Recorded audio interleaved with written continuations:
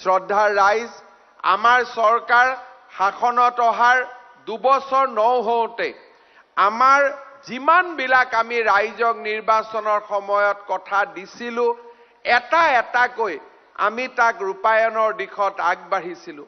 আজি আমাৰ মাইক্ৰ' ফাইনেন্সৰ লোন ৰেহাইৰ প্ৰথম আৰু দ্বিতীয় পৰ্যায় হৈ গ'ল। অহাবাৰ আমি তৃতীয় পৰ্যায়ত সকলোকে লোন মুক্তৰ প্ৰমাণপত্ৰ দি আমি এই অধ্যায় শেষ কৰিব খুজিছোঁ। 1 লাখ চৰকাৰী চাকৰিৰ আমি কথা কৈছিলোঁ। এই মুহূৰ্তলৈকে 70,000 চাকৰিৰ হয় নিযুক্তি নহলে নিযুক্তিৰ প্ৰক্ৰিয়া আৰম্ভ হৈছে।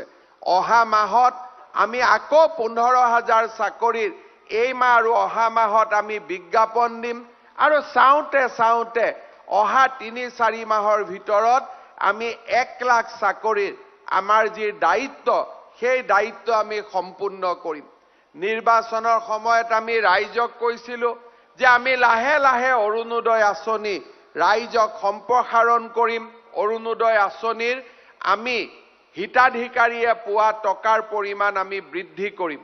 830 টকা দি আমি আৰম্ভ কৰিছিলোঁ, 1000লৈকে গ'লো আৰু এইবাৰ আমি 1250 টকাকৈ ৰাইজক দিয়া আমি আৰম্ভ কৰিছোঁ।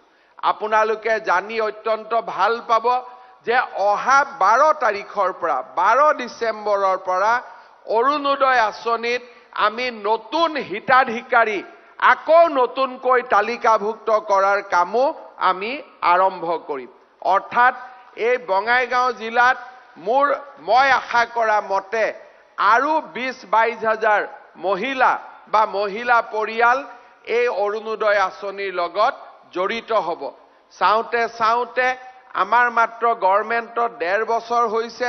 প্ৰত্যেক বছৰে আমি এনেকে অৰুণোদয় পোৱা মহিলাৰ সংখ্যাও বঢ়াই গৈ থাকিম, যাতে সকলো মহিলা, দৰিদ্ৰ মহিলাৰ পৰিয়ালত আমি যাতে অৰুণোদয় আঁচনি দিব পাৰোঁ। এইবাৰ আমি আৰু এটা সিদ্ধান্ত লৈছোঁ যে যিবিলাক মহিলাই বিধৱা পেঞ্চন পাই আছিলে, অৰুণোদয় পোৱা নাছিলে, অহা বছৰ 1 এপ্ৰিলৰ পৰা বিধৱা পেঞ্চনৰ জাগাত আমি তেওঁলোকক একেকোবে অৰুণোদয়লৈকে প্ৰমোচন দি দিম, যাতে তেওঁলোকে 250 টকাৰ জাগাত 1250 টকা পাব পাৰে। অৰ্থাৎ বিধৱাসকলেও ডাইৰেক্টলি অৰুণোদয় পাই যাব, অৰুণোদয় পোৱা পৰিয়ালেও অৰুণোদয় পাব। আজি 1250 হৈ আছে। প্ৰত্যেক বছৰে এই অৰুণোদয় আঁচনিৰ ধনৰ সংখ্যা বাঢ়ি গৈ থাকিব। এইবাৰ আমি আৰু এটা কাম আৰম্ভ কৰিব খুজিছোঁ, সেইটো হ'ল যে যিবিলাক মানুহৰ পৰিয়ালত, দৰিদ্ৰ মানুহৰ পৰিয়ালত ৰেচন কাৰ্ড নাছিলে, তেওঁলোকক আমি আকৌ নতুনকৈ ৰেচন কাৰ্ড দিব খুজিছোঁ, যাতে বিনামূলীয়া চাউলৰ সুবিধা আমাৰ দুখীয়া আৰু দৰিদ্ৰ পৰিয়ালসকলে লাভ কৰিব পাৰে। সেই আঁচনিৰ লগত সংগতি ৰাখি আমি বঙাইগাঁও জিলাত প্ৰায় 24,000 পৰিয়ালক আকৌ নতুনকৈ বিনামূলীয়া ৰেচন কাৰ্ডো আমি দিবৰ বাবে আমি সিদ্ধান্ত লৈছোঁ। অৰ্থাৎ অৰুণোদয় পাব প্ৰায় 15,000 পৰিয়ালে, ৰেচন কাৰ্ড পাব প্ৰায় 24,000 পৰিয়ালে, অৰ্থাৎ প্ৰায় 50,000 পৰিয়ালে নতুনকৈ চৰকাৰী আঁচনিবিলাকত সন্নিৱিষ্ট হ'ব পাৰিব। মাত্ৰ লিষ্টখন দালালক বনাব নিদিব, ৰাইজে যাতে লিষ্টখন বনাব পাৰে তাৰ কাৰণে আপোনালোকে সকলোৱে চকু দিব লাগিব।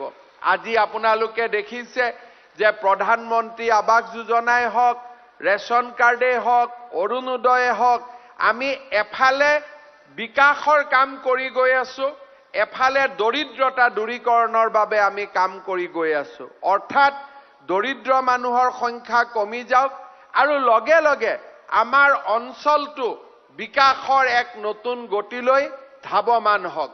বিকাশ আৰু দৰিদ্ৰতা নিৰ্মূলকৰণ, এই দুইটাকে আমি উদ্দেশ্য হিচাপে লৈ আমি আগবাঢ়িছোঁ।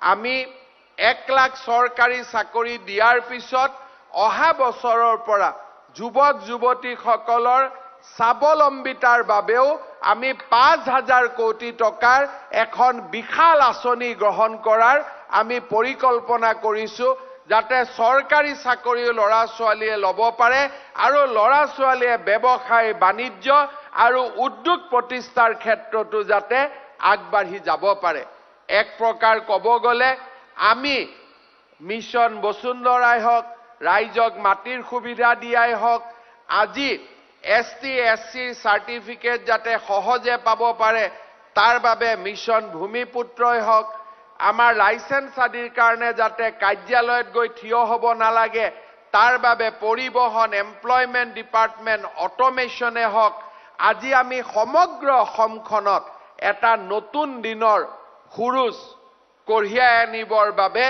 আজি আমি চেষ্টা কৰিছো যোৱা 1.5-2 বছৰত অসমত এটা আন্দোলন বিবৰ্জিত পৰিবেশত আমাৰ অসমখনে আজি উন্নয়নৰ এটা নতুন পৰিবেশলৈ গতি কৰিছে नोंथाङा गोबां रां आर्जिनो गोसो जादों नामा जुदि गोसो जादों अब्ला नोंथांनि थाखाय मोजां खौरां new India technologies master franchise all Assam ATM service Hitachi ATM and Tata Indicash ATM फसंनानै नोंथाङाबो गोबां रां बुथुमनो हागोन लाइमोनफोरनिफ्राय जागायनानै बैसो जानाय गासिबो बैसोनि सुबुंफोरानो बे फालांगिजों गोरलैनो रां आर्जिनो हागोन नोंथांनि गामियावबो बे एटीएम मेसिनखौ फसंनानै नोंथाङाबो मुलाम्फा मोननो हागोन बांसिनै मिथिनो थाखाय 7002005072 एबा 9401230135 जानबुं अनजिमायाव दिनैनो सुलाद ला